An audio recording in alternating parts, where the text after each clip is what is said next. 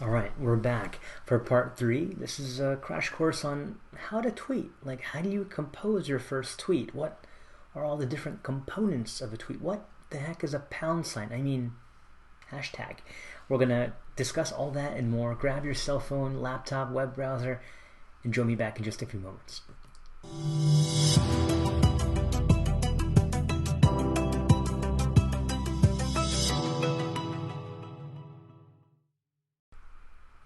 All right, we're back.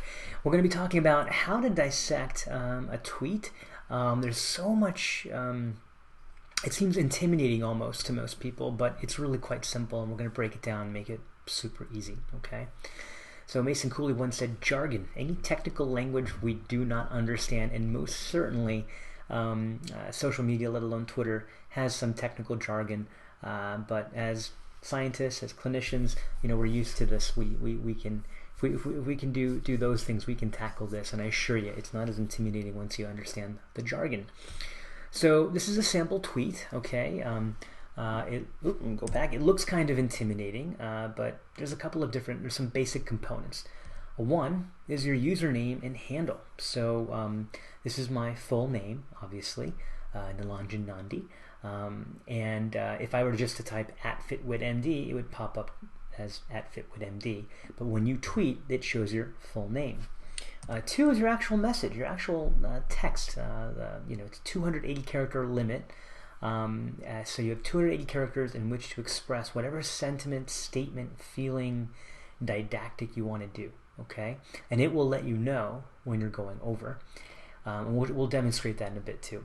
And then three, there's the hashtag. Okay, now a hashtag is an indexing system. It's a reference, okay? So if we were to search hashtag Helio Innovators on Twitter, we would find any post, okay, in the last 3 years that use the hashtag Helio Innovators, okay? So if you are curating articles, for instance, on, let's just say, infliximab, you could put hashtag infliximab on whatever articles that you're tweeting out for everyone else to read about infliximab, and if you wanted to go back, you could be savvy and look at your own profile, hashtag infliximab, and you'd find every article, just as a really basic example. And then four, if you want to reference or thank somebody or tag an individual, organization, basically anybody with a Twitter account, you can do that by putting the @ and their username. So here, it's @Helio Gastro, okay? It could be @FitwitMD, okay? It could be anything you want that has a Twitter handle. And then five, you can also add a link. You can add a photo. You can add a web link.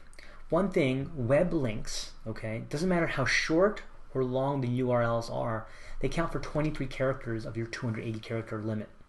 So even if you use a bit.ly or a link abbreviator, if it's short or long, it doesn't matter. It's going to count as 23 characters out of your 280. So you can just paste it. Those those shortened links are really useful, not for Twitter in that say, but to track information associated with the link. How many clicks did it receive? How much attention? How much engagement? Where in the world and what time were people clicking on that link? So that gives you analytics behind the popularity of a link. So they're not useful here for most people's knowledge or information. You can also add, in addition to the photo, a video. And so for a regular Twitter account, unless you're like a celebrity, you can have a 2-minute, 20-second video that you can just kind of record. So when would you use this? If you are standing in front of your poster at DDW or AIBD or Crohn's and Colitis Congress, you can have someone shoot a quick video of you next to your poster giving a quick 2-minute, 20-second video presentation.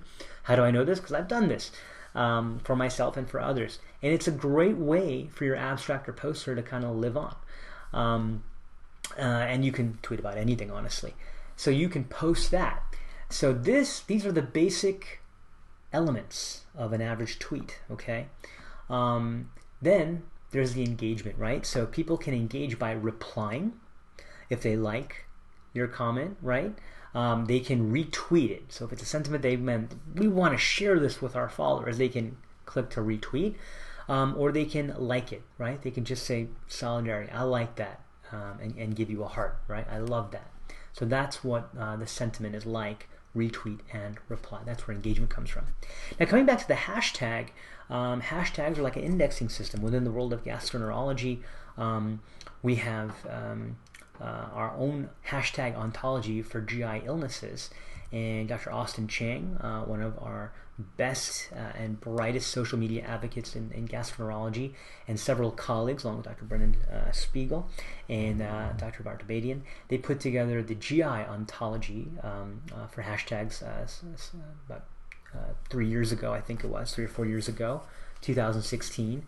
I think urology was one of the first subspecialties of medicine to put their own ontology again together.